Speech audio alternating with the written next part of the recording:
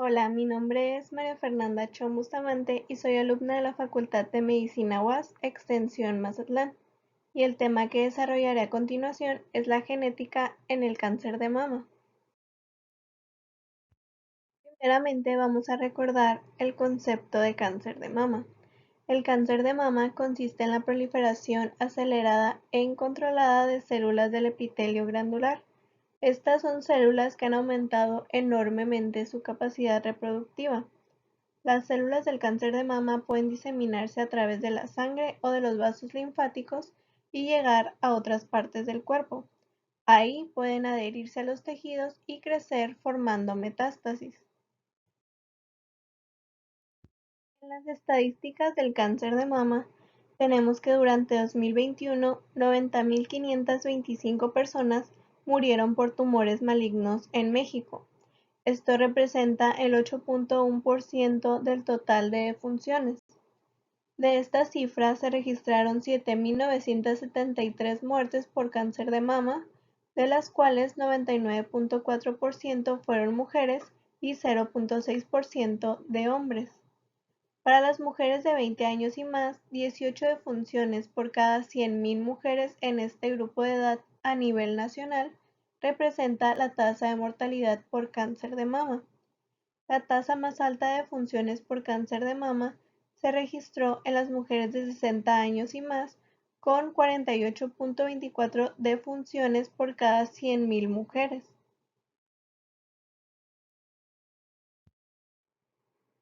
Entre los factores de riesgo para desarrollar cáncer de mama tenemos lo que es el sexo. El cáncer de mama afecta principalmente a las mujeres.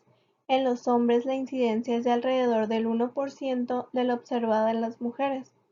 Después tenemos la edad, porque la mayoría de los casos de cáncer de mama se diagnostica en mujeres posmenopáusicas de más de 50 años de edad.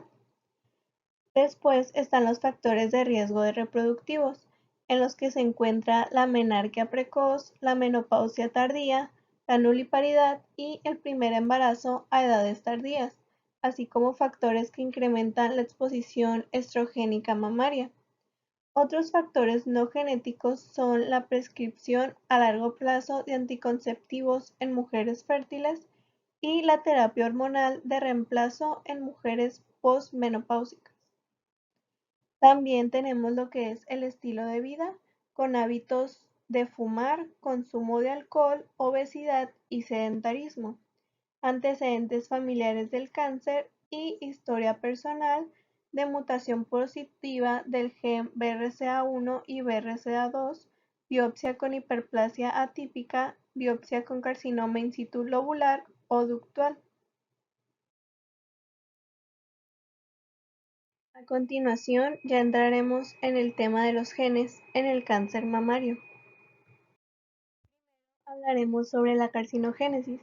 Esta comprende alteraciones en el material genético de una célula normal que trastorna la división celular y la convierte en una célula con una proliferación incontrolable. A este proceso se le denomina transformación cancerosa. La transformación maligna o cancerosa generalmente ocurre en múltiples etapas debido a alteraciones genéticas por mutaciones, por aberraciones del número de copias genéticas y la sobreexpresión o silenciamiento de genes. También por alteraciones epigenéticas que provocan cambios en la expresión genética sin modificaciones en la secuencia de bases nitrogenadas del ADN. Los principales genes implicados en la carcinogénesis mamaria van a ser los oncogenes y los genes supresores tumorales. Los oncogenes van a ser versiones alteradas de genes normales, también conocidos como proto-oncogenes, los cuales son reguladores positivos de la proliferación celular. En su mayoría participan en las vías de transducción de señales y en la supervivencia celular al funcionar como componentes del ciclo celular y de la apoptosis. Los supresores de tumor van a ser reguladores negativos de la proliferación celular y, a diferencia de los oncogenes que son dominantes, estos se van a comportar como genes recesivos.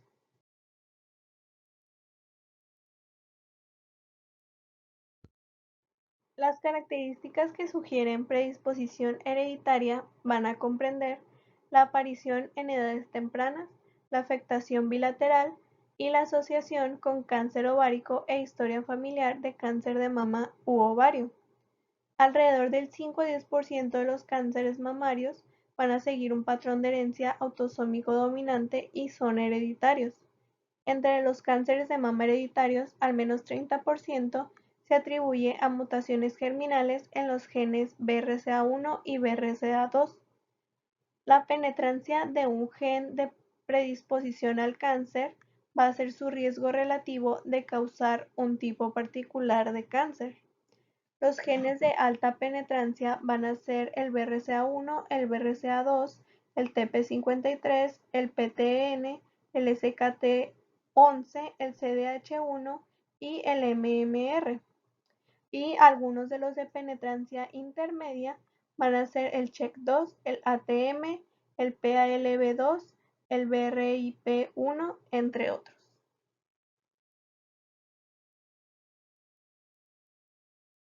Ahora continuaremos a hablar sobre los oncogenes. Cada célula tiene dos copias o alelos de cada gen. La activación de los oncogenes a partir de los protooncogenes normales va a tener acciones dominantes, lo que significa que solo se requiere la activación de un alelo del protooncogen de una célula para que se transforme en célula cancerosa. Los oncogenes codifican proteínas que controlan la proliferación celular o la apoptosis. Entre los principales oncogenes en el cáncer de mama vamos a tener lo que es el HER2. El gen HER2 codifica un receptor tirosina sinasa transmembranal del factor de crecimiento. La activación del receptor del factor de crecimiento va a estimular cascadas de transducción de señales que conllevan a la proliferación celular. La sobreexpresión o amplificación del HER2 se presenta en 15 a 25% de los carcinomas mamarios primarios, asociado a una disminución de la supervivencia. Después tenemos el CDK2. El ciclo celular, como sabemos, se regula principalmente por sinasas dependientes de ciclina, o CDK. Cuando las CDK se regulan en alta, las células proliferan incontrolablemente y van a ser resistentes a la apoptosis. La CDK2 va a ser importante en la transformación maligna de las células epiteliales mamarias debido a su unión con la ciclina D1 o ciclina E. La ciclina D1, esta se va a sobreexpresar en 40 a 50% de los cánceres mamarios invasivos y se va a amplificar en 10 a 20% de todos los casos.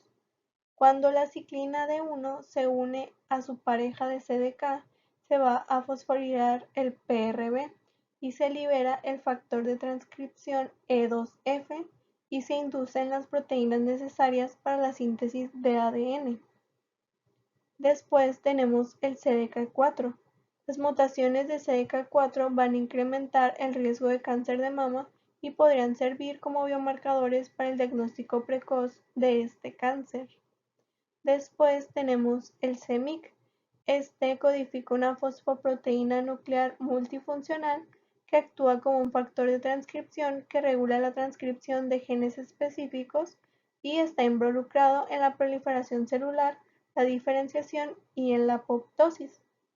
Esta proteína se amplifica y sobreexpresa en 15 a 25 de los tumores mamarios y en algunos casos se asocia a peor pronóstico y a rasgos clínicos más agresivos. Por último tenemos el oncogen MET, el cual codifica un receptor tirosina sinasa del factor de crecimiento del hepatocito. En el tejido normal, las vías reguladas por MET tienen un papel clave en la embriogénesis, en la angiogénesis y en el crecimiento celular. La activación del eje HGF-MET va a ser un proceso relevante para el inicio y la progresión del cáncer, el cual va a favorecer la diseminación de las células cancerosas.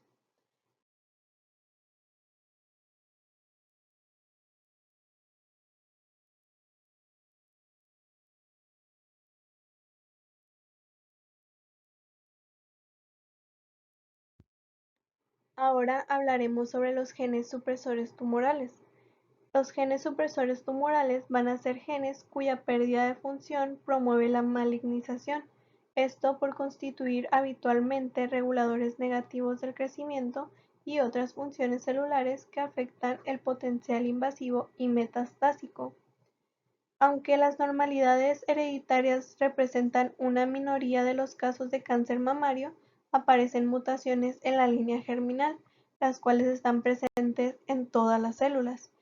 En los genes supresores tumorales, aunque pueden aparecer mutaciones somáticas, las cuales están presentes solo en células malignas y van a ser esporádicas. Para que se exprese el fenotipo canceroso, deben alterarse las dos copias o alelos de los genes supresores tumorales por su carácter recesivo.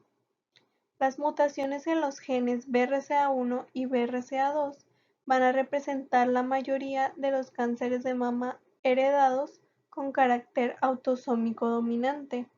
Estos genes actúan como genes supresores tumorales cuyos productos participan en el mantenimiento de la integridad del ADN y en la regulación de la transcripción. Entre los principales genes supresores en el cáncer de mama tenemos el BRCA1. Las mutaciones de BRCA1 aparecen en alrededor del 5% de los casos de cáncer mamario en mujeres menores de 40 años, pero se eleva a más del 90% en pacientes con antecedentes patológicos familiares de cáncer de mama u ovario. El riesgo de por vida para este cáncer en pacientes con mutaciones de BRCA1 se estima en 49 a 73% a los 50 años y en 71 a 87% a los 70 años. BRCA1 va a jugar un papel importante en la transcripción, reparación del ADN y en el mecanismo de degradación de proteínas. Después está el BRCA2. Esta proteína se va a unir al RAD51, lo que garantiza la alta fidelidad de la reparación del ADN. Las mujeres con mutaciones hereditarias de BRCA1 y BRCA2 van a tener un riesgo de por vida de 50 a 80% de cáncer de mama. Las mutaciones de BRCA1 se ven en 7% de las familias con múltiples cánceres de mama y en 40% de las familias con cáncer de ovario y de mama. Las mutaciones de BRCA2 se van a identificar en 10 a 20% de familias con alto riesgo de cáncer de mama y ovario y en 2.7% de mujeres con cáncer precoz de mama. Por último, tenemos el PT53. Este es un gen supresor tumoral involucrado en la detención del crecimiento o división celular, la apoptosis y la reparación del ADN.